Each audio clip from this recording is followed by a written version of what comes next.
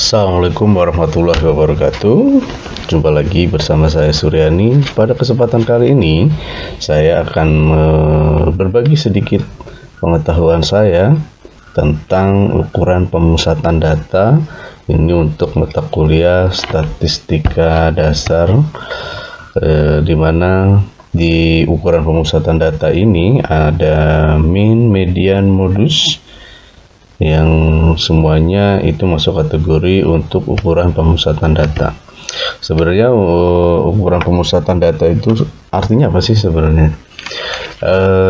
Dari beberapa definisi yang saya temukan, bahwa ukuran pemusatan data ini adalah nilai tunggal dari data yang dapat memberikan gambaran yang lebih jelas dan singkat tentang di sekitar mana data itu memusat, serta dianggap mewakili seluruh data. Jadi kita ingin tahu nih, data yang kita punya, kita mengambil pengumpulan data, maka data itu kita bisa ketahui ada berpusat di mana, gitu. Apakah menyebar atau memusat. Nah, salah satu untuk mengukur seberapa memusat data yang kita punya adalah dengan menggunakan tools-tools yang ada di ukuran pemusatan data ini, yaitu mean atau mean, median, modus, nilai tengah, ya, kemudian nilai rata-rata, dan nilai yang paling sering muncul. Nah, disitulah nanti kita bisa ketahui data kita itu memusatnya di mana, dan pastinya harus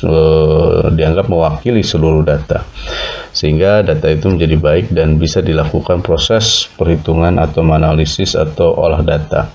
Langsung saja, yang pertama kita akan belajar apa itu sebenarnya rata-rata hitung atau mean atau mean. Pada jenjang sekolah sebenarnya sudah pernah kita lakukan, ya, melakukan perhitungan mean atau rata-rata hitung. Di jenjang kuliah ini, S1 ini, mean juga dipelajari kembali. Ini sebatas mengulang, ya, cuman memang di perkuliahan ini agak lebih dalam lagi karena ada berbagai macam jenis datanya, ya. Ada data tunggal, berbobot, dan data berkelompok. Pengertian sendiri dari rata-rata hitung atau mean ini adalah jumlah bilangan-bilangan dibagi oleh banyaknya bilangan. Ini narasi yang dimunculkan ketika kita menghitung mean atau mean, itu adalah jumlah bilangan-bilangan dibagi oleh banyaknya bilangan. Ya, ini rumusnya, ya. Yang pertama kita bahas tentang bagaimana cara menghitung rata-rata atau nilai rata-rata untuk kalau datanya tunggal, ya. Rumus rata-rata atau mean itu jumlah data dibagi banyaknya data. Ini contohnya, ya.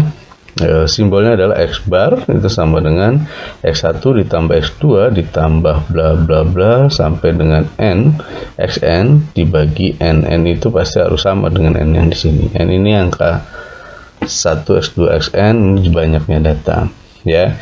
Dalam simbol matematika atau statistika bentuknya seperti ini, ya. Jadi 1 per N atau dikali dengan jumlah dari XI atau data I-nya, di mana I-nya ini adalah dimulai dari 1 sampai dengan jumlah yang terakhir adalah N, atau bahasa narasinya adalah seperti ini, banyaknya jumlah data dibagi banyaknya data. Kita langsung ke contoh di sini, ya. Diketahui harga gula per kilo di 5 pasar Kecamatan Minggiran. Ini dihitung rata-rata harga gulanya seperti ini, ya.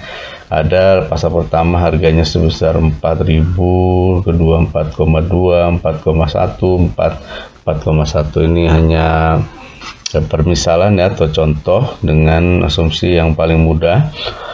Aktualnya tidak segini, ya. Kemudian kita hitung berapa sih rata-rata harga gula, gitu. Kemudian kita cari nih X bar itu 4 ditambah 4,2 tambah 4,1 ditambah 4 tambah 4,1. Ini jadi ini dijumlahkan semua, kemudian dibagi 5. Itu jumlahnya, baru ketahuan adalah rata-ratanya. Tinggal dihitung, ya, berapa ini. 4,4 tambah 4,2 8,2 ditambah 4,1 berarti 12,3, 16,3, 20,3 dibagi 5 gitu. Jadi tinggal hitung saja 20,3 dibagi 5 berapa. Bisa dilakukan pakai kalkulator boleh. Itu hasilnya biasanya 4,06. Ya, jadi rata-rata untuk harga gula di 5 pasar ini adalah di angka 4,06 ya per kilonya.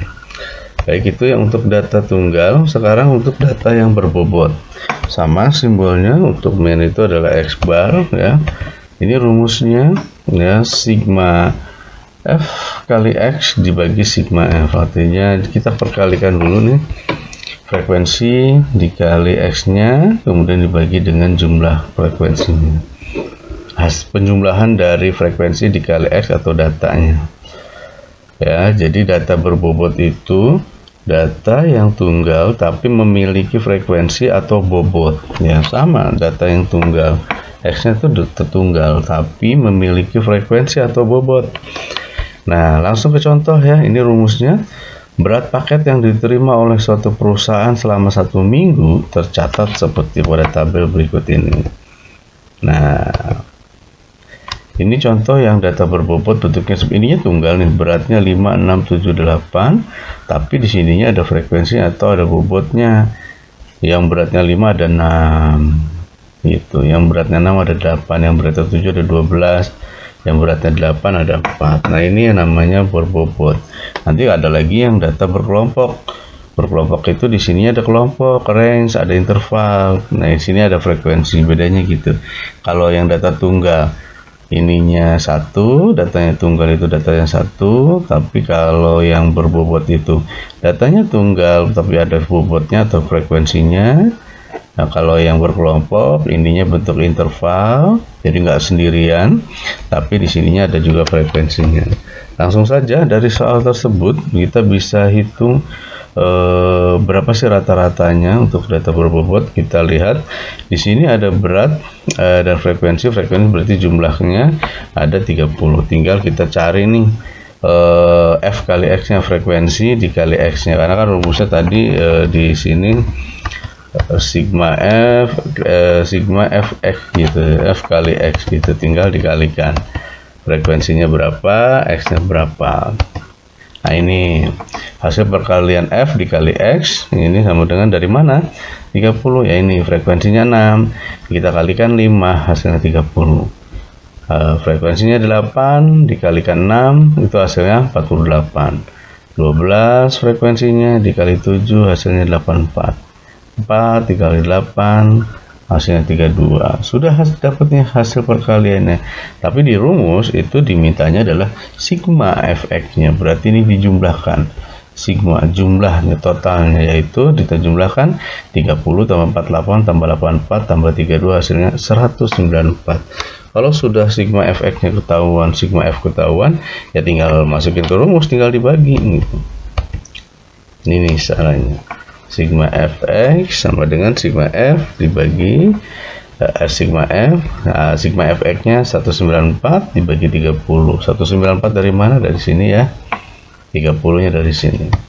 Hasilnya 6,47. Jadi rata-rata berat paketnya adalah 6,47. Jadi di antara ini nih ya. Gitu. Karena paling banyak juga di sini. Seperti itu untuk data berbobot ya. Jadi sangat mudah. Kemudian kalau datanya interval, ini rata-ratanya bentuknya seperti apa?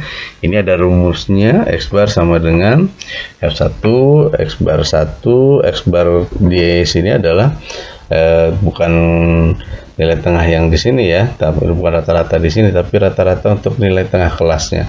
Karena yang data interval ini bentuknya ada kelas-kelas atau kategori-kategori yang hasil dari pembuatan distribusi frekuensi ya. Jadi ada nilai tengah kelasnya. Nilai tengah kelas inilah yang akan dikalikan dengan frekuensi, sama dengan bobot.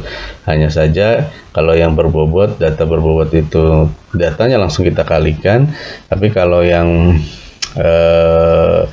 berkelompok atau data interval ini kita cari dulu nih nilai X-nya atau nilai tengahnya. Kemudian frekuensi kelas I dikali frekuensinya, sama aja ya. Seperti tadi, hanya bentuk X-nya aja yang berubah. Ya, langsung kita masuk ke contoh. Ini ada contoh. Ini bentuk yang berkelompok atau interval, itu bentuknya seperti ini, data berkelompok itu. Jadi tidak berdiri sendiri nih. Kalau tadi kan data yang berbobot itu ada 3, 5, 7, 9 dah gitu, frekuensinya ada gitu. Tapi kalau yang berkelompok ini ada, bukan sendirian tapi banyak nih di kategori-kategorinya sesuai dengan ketika kita membuat tabel distribusi frekuensi.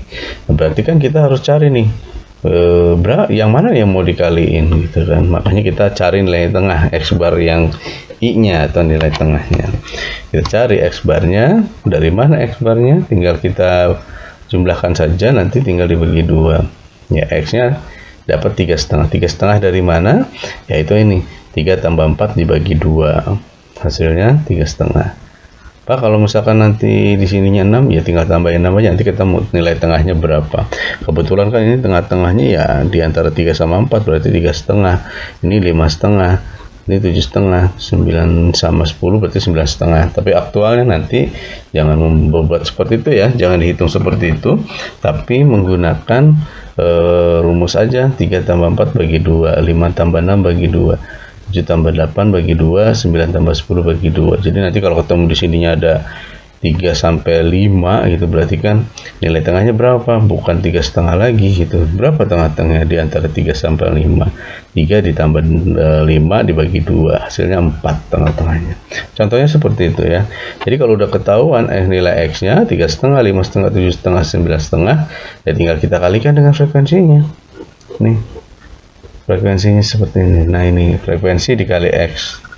Dapat 7 dari mana? Yaitu frekuensi 2, X-nya 3,5. 2 dikali 3,5 hasilnya 7. Begitu juga yang kedua, kategori kedua, 4 frekuensinya, X-nya 5,5, hasilnya 22. Frekuensinya 8, X-nya 7,5, ini hasilnya 60. Frekuensinya 6, X-nya 9,5, ini adalah hasilnya 57. Kalau sudah, langsung kita jumlahkan. Frekuensinya 20 jumlahnya, kemudian F kali X-nya jumlahnya 146. Lalu kenapa ini yang X ini kita tidak jumlahkan? Tidak perlu, karena memang tidak dibutuhkan untuk dirumuskan, nggak butuh gitu. Cuman sigma Fx dibagi sigma F, sigma frekuensinya ya, cuma sigma Fx, berarti nggak ada sigma X gitu. Jadi langsung saja yang dibutuhkan sesuai rumus tinggal dimasukkan gitu. Nah, ini X barnya itu jumlah dari sigma Fx dibagi jumlah sigma F 20. 146 dibagi 20, hasilnya 7,3. Ini rata-ratanya di sini nih, 7,3. Betul, karena memang ini yang paling banyak ya, 60. Berarti kemudian memusat di antara ini 7 sampai dengan 10. Oke, itu untuk data berkelompok. Untuk mean atau rata-rata, mudah-mudahan bisa dipahami ya. Lanjut lagi, kita akan menghitung ukuran pemusatan data yang kedua, yaitu namanya median. Median ini adalah bilangan yang ada di tengah-tengah ya, atau rata-rata bilangan tengah setelah bilangan-bilangan itu diurutkan dari yang terkecil sampai yang terbesar. Sama seperti yang mean rata-rata, cuma kalau di median itu datanya harus kita urutkan dulu dari yang paling kecil sampai yang paling besar. Jadi nanti ketahuan nih nilai yang tengah-tengahnya seperti apa. Kalau rata-rata itu nilai tengah tapi tidak diurut, langsung aja kita jumlahkan gitu. Bedanya adalah median itu harus diurutkan dulu dari yang paling kecil sampai yang paling besar. Langsung saja kita masuk ke contoh bagaimana cara menghitung nilai median untuk data tunggal atau yang berbobot, karena hampir mirip ya. Rumusnya seperti ini. Pertama kita mencari letak datanya dulu. Letak median itu ada di mana, data keberapa, karena kan pertama diurutin dulu nih ya, 1 sampai berapa sampai paling besar. Cuman kan kita nggak tahu di mana yang mana mediannya.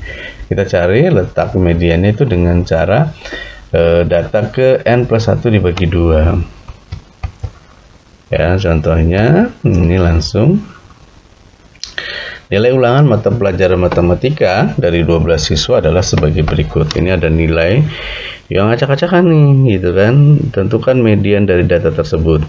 Syaratnya tadi kalau median harus diurutkan terlebih dahulu, mana yang paling kecil. Yang paling kecil misalkan 5, 5-nya ada berapa? 2, urutin 5, 5, nah gitu, seterusnya. Nanti baru kita masukin ke rumus untuk menentukan siapa sih sebenarnya yang menjadi median. Nah, cara ngurutinnya seperti ini. 5, 5, 6-nya ada 4, tulis 6-nya ada 4, 7-nya ada 2, tulis 7, 2, 2. 8-nya ada 3, tulis 8, dan seterusnya. Gitu ya, diurutkan tuh seperti itu. Lalu kita masukin tuh ke rumus letak median sama dengan data keberapa nih, gitu kan. 12 dari mana? N-nya yaitu ini 1, 2, 3, 4, 5, 6, 7, 8, 9, 10, 11, 12. Ada 12 data. Berarti langsung kita masukkan di sini. 12 tambah 1 dibagi 2. Berapa? Jadi hasilnya adalah data ke 6,5. Ya, 12 tambah 1 13, 13 bagi 2 6,5. Data ke 6,5 itu yang mana gitu? 2, 3, 4, 5, 6. Di antara ini berarti. Betul nggak?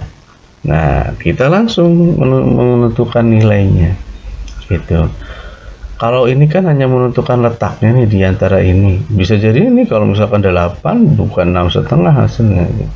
Kita masukkan saja ke rumus ini untuk mencari nilai median itu, yaitu 6 dari mana? Dari nilai ininya, data ke awalnya, kemudian ditambah setengah, ya, kemudian dikali dengan data berikutnya 7 dikurangi data sebelumnya. 6 tambah setengah kali 1 berarti 6,5, ya. Jadi menentukannya seperti ini, ya. Mudah-mudahan bisa diikuti ya, bisa dipahami. Nanti tinggal dihitung. Bagaimana Pak kalau di sini ternyata bukan 7 gitu, 8 misalkan. Ya kita hitung saja, nanti langsung masukin. Berarti 6 tambah setengah di sini 8. Gitu. 6 ini angka yang kan kalau tengah-tengah ya, median ya, sebelum tengah dan sesudah tengah, nilai tengah gitu. Karena kalau di sininya 7 pas 6,5, tapi kalau di sini 9 Pak misalkan, ya terus saja 9 di sini. 9 kurang 6, 3,5 dikali 3 berarti 1,5. 6 tambah 1,5 berarti 7,5. Itu nanti nilai mediannya itu 7,5 gitu ya. Jadi nilai median itu nilai yang ada di tengah-tengah. Jadi jangan terpengaruh ya. Kalau ini untuk menentukan letaknya, ini untuk menentukan nilainya berapa median itu. Kalau untuk letaknya itu di antara ini 6,5, tinggal masukin saja. Ya. Nilai sebelum N 6 tambah setengah ya. Kemudian nilai sesudah nilai tengah berapa nilainya? Terus dikurangi nilai sebelum, hasilnya seperti ini. Oke, itu data yang berkelompok atau data tunggal, data yang berbobot. Sekarang data yang kelompok. Nah, ini rumusnya, nilai mediannya sama dengan B ditambah P dikali dengan 1/N dikurangi F besar dibagi F kecil. Nah, ini apa ya? Pengertian untuk simpel rumus ini ya. B itu tepi bawah kelas median ya, tepi bawah kelas median. Jadi kita harus tentuin dulu letak mediannya dengan cara yang tadi ya, sama. Lalu ketika kita sudah ketahuan kelas mediannya, baru kita tepi kelas bawahnya. Kemudian P di sini adalah panjang kelas interval ya. Kemudian F besar itu frekuensi total sebelum kelas median. Ingat, frekuensi total sebelum kelas median. Dan F kecil itu frekuensi kelas mediannya. Dan N itu banyaknya data. Langsung saja kita ke contoh soalnya. Biasanya kelompok itu tabel distribusi frekuensi ya. Nah, ini ada contoh bentuknya seperti ini. Kita cari nilai median untuk soal seperti ini. 40 sampai dengan 44 inilah soalnya. Terus seterusnya. Lalu bagaimana cara penyelesaiannya? Kita pertama adalah mencari letaknya dulu. Ya. Letaknya adalah setengah kali N. N-nya ini berapa data? 4 tambah 8, 12, 24, 34 ya, 34, 43, 50 ya, ada 50 data, maka kita masukkan ke rumus setengah kali 50 data, berarti ada di data ke 25 data, artinya media terletak pada kelas interval keempat. Benar nggak sih interval keempat data ke 25? Cara menghitungnya adalah data ke-25 itu kita jumlahkan dari frekuensinya. 4 tambah 8, 12. 12 tambah 12, 24. Berarti belum ya, kan kita harus nyari yang 25, data ke-25. Berarti antar di sini nih letaknya. Ya, kalau di kelas ketiga itu maksimal 24. Barulah di kelas keempat itu data ke-25. 25 sampai dengan ini 24 sampai dengan 34 berarti ya, 34 dan seterusnya. Jadi cara menghitung di mana letak data ke-25 adalah dengan menghitung frekuensinya. Tuh. Kalau misalkan data letak mediannya data ke-3 berarti ada di mana? Berarti ada di sini di kelas ini. Karena kan 4 data itu ada di sini gitu. Terus kemudian kalau yang datanya ke-12 berarti ada di sini. Terus seperti itu. Atau data yang ada 50 ada di mana? 50 berarti ada di terakhir pastinya kan. Atau di antara 40-an. Tinggal cari aja total yang 40 ada di mana. Nah, ini itu artinya median terletak pada kelas interval keempat ya.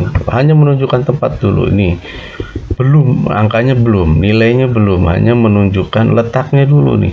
Data ke-25, betul ya. 4 tambah 8, 12, 12 tambah 12, 24, berarti tambah 10, 34 ya.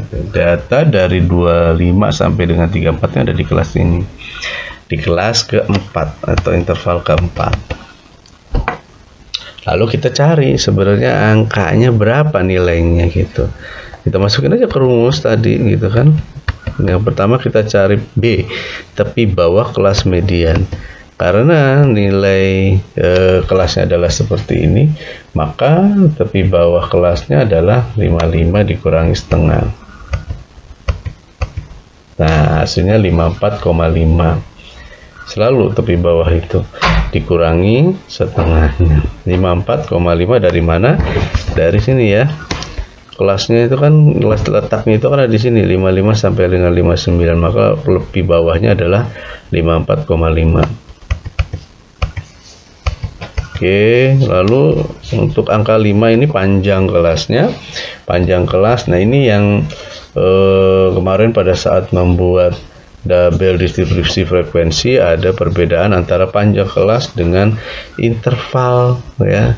Kalau interval itu jaraknya ya di antara, makanya saya tambahin 1. Jadi kalau panjang kelas, berapa panjang kelas untuk yang ini 55 sampai 59, barulah dihitung 55, 56, 57, 58, 59. Jadi panjang kelasnya, panjang kelas interval itu P-nya itu adalah dihitung dari, lihat, panjang kelas itu 5 itu dapat dari 55 sampai 59, yaitu hitung aja 55, 56, 57, 58, 59, ada 5. Kalau misalkan interval kelas berarti ini 59 dikurangi 55, beda ya, berarti 4. Interval kelasnya 4, panjang kelasnya 5.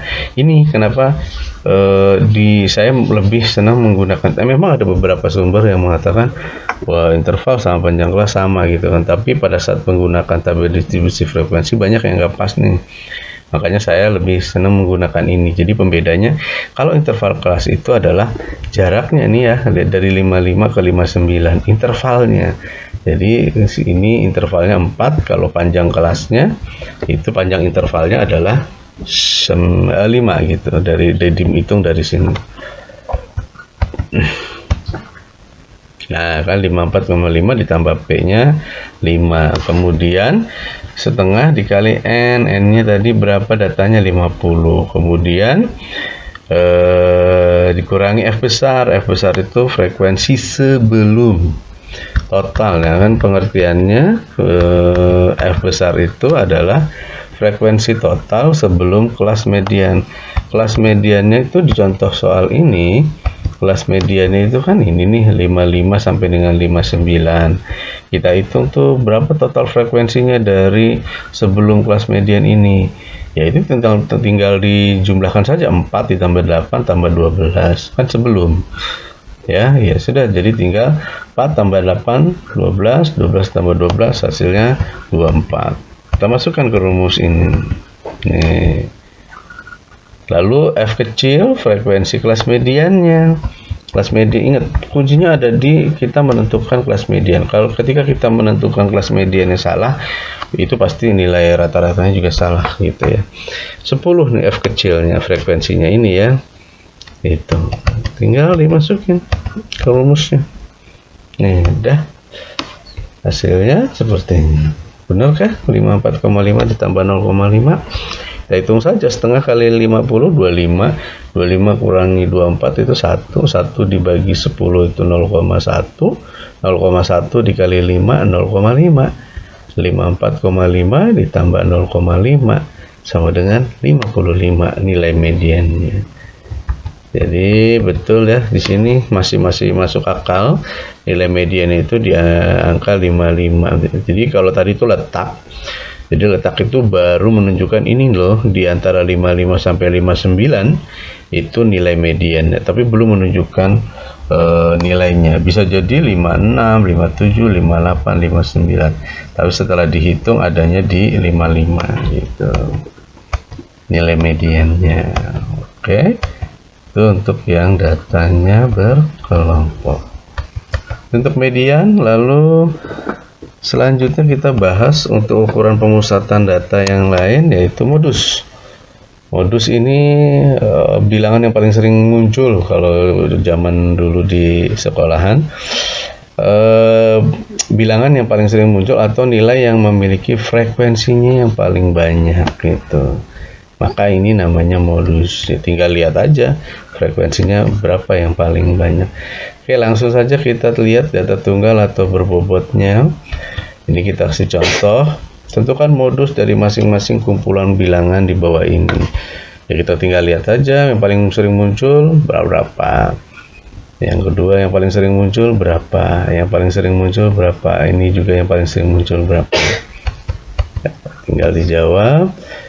Nah, yang pertama itu 5, modus data yang kedua itu 4 dan 7, yang C itu tidak ada data, yang D itu 2, 3, 4. Jadi kalau misalkan A nih 5, 3, 5, 7, 5, yang paling sering muncul adalah 5. Bapak, bagaimana kalau misalkan yang sering muncul imbang gitu, kayak gini nih, 3, 3, 4, 4, 4-nya ada 3 gitu kan, 7-nya ada 3, sama kan, berarti yang nilai yang paling sering munculnya ada 2, 4, dan 7.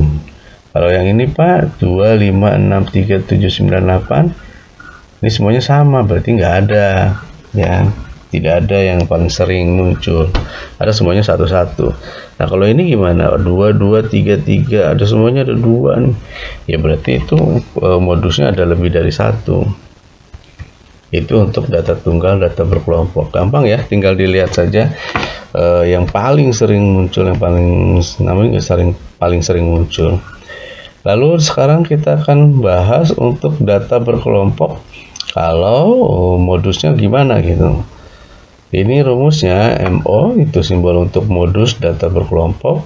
B ditambah P, kemudian dikali D1 dibagi D1 plus D2. Apa sih B-nya? Apa P-nya? Kemudian apa D1? Apa D2-nya? B itu tepi bawah kelas modus. P itu panjang kelas interval. Dan D1 itu selisih frekuensi kelas modus dengan frekuensi kelas sebelumnya. Dan D2 selisih frekuensi kelas modus dengan frekuensi kelas sesudahnya. Ingat-ingat ya, jadi kalau D1 itu selisih dengan kelas sebelumnya, kalau D2 selisih dengan kelas sesudahnya. Ya, jadi kita juga harus menentukan dulu nih di mana letaknya. Contoh nih, berat badan 30 orang siswa suatu kelas disajikan pada tabel berikut ini. Nah, itu modusnya, di mana letak modusnya, berapa nilai modus yang paling sering muncul. Ya, oke, langsung saja di sini modus terletak pada kelas interval ketiga. Kenapa interval ketiga? Karena ini yang paling frekuensinya paling banyak. Cara menentukannya gitu. Ya, paling sering muncul atau paling banyak frekuensinya. Di antara kelas 1, 2, 3, 4, 5 nih, yang paling sering banyak frekuensinya adalah 12. Cuman nggak tahu nih berapa nilai modusnya. Sama, letaknya ada di sini nih, ada di kelas ketiga, yaitu dengan frekuensi 12. Kalau ada dua apa yang paling banyak? Ya dua-duanya, nanti tinggal dimasukin. Masukin ke rumus. B-nya 50,5, yaitu di kelas bawahnya. B itu adalah di kelas bawah tadi ya. Tuh, tepi bawah kelas modus. Kelas modusnya adalah yang ini ya, 51 sampai dengan 55, berarti tapi bawahnya tinggal dikurangi setengah, yaitu 50,5. Panjang kelasnya ini ada 5. Dari mana 5? Yaitu 51 sampai dengan 55. 51, 52, 53, 54, 55. Itu ada 5 panjang kelasnya. Tapi kalau interval itu diantaranya ya range-nya gitu. Jadi 51 ke 55 itu adalah intervalnya 4. Beda ya, interval saya mengasumsikannya berbeda supaya pada saat membuat distribusi frekuensi tidak identiknya dengan panjang interval atau panjang kelas. Kalau panjang kelas di distribusi frekuensi, maka nanti kebanyakan tuh tidak tepat jumlah kelasnya. Makanya saya menyebutnya interval, makanya penentuan jumlahnya itu ditambahkan 51 ditambah interval kelasnya. Misalkan ini berarti interval kelasnya 4 nih. 51 ditambah 4, 55. Tapi kalau panjang kelasnya berarti mulai dari 51 sampai dengan 55. Gitu ya.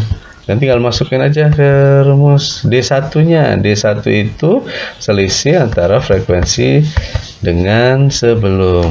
Nah, ini kita kurangi 12 kurangi 6. Kan frekuensi modusnya itu 12 gitu. Nanti tinggal dikurangi sebelumnya yaitu 6. 12 dikurangi 6. Hasil D1-nya pasti 6. Kemudian D2 berarti 12 dikurangi 8. Berarti nanti selisih 12 dikurangi 8 itu menjadi D2. Ya, patokannya di sini lagi-lagi kita harus bisa dengan tepat menentukan letaknya, baik median ataupun modus. Nah, ini ya, tuh D1-nya 6, D2-nya 4. Tinggal nanti masukin aja ke rumus. B-nya 50,5, P-nya 5, D1-nya 6 dibagi 6 ditambah 4. Langsung saja di sini 3 dari mana? Di sini 6 dibagi 10 berapa? Hasilnya 0,6. Ya, 0,6 dikali 5 itu sama dengan 3. Berarti nilai modusnya adalah 50,5 ditambah 3. Hasilnya 53,5. Benarkah masuk akal 53,5? Betul ya. Letaknya ada di sini di kelas ketiga antara 51, 52, 53, 54, 55. Cuman ternyata hasil perhitungan adanya di 53,5 nilai modusnya. Gitu ya untuk proses modus, min, median, modus. Oke, baik, itu saja untuk pertemuan kali ini tentang ukuran pemusatan data, min, median, modus untuk data tunggal, berbobot, dan berkelompok. Terima kasih, mohon maaf masih banyak kesalahan dan masih banyak kekurangan. Kita masih sama-sama belajar. Semoga sedikit ilmu yang saya miliki bisa bermanfaat untuk kita semua.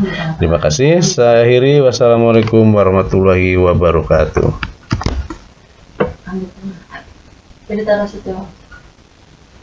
Nah.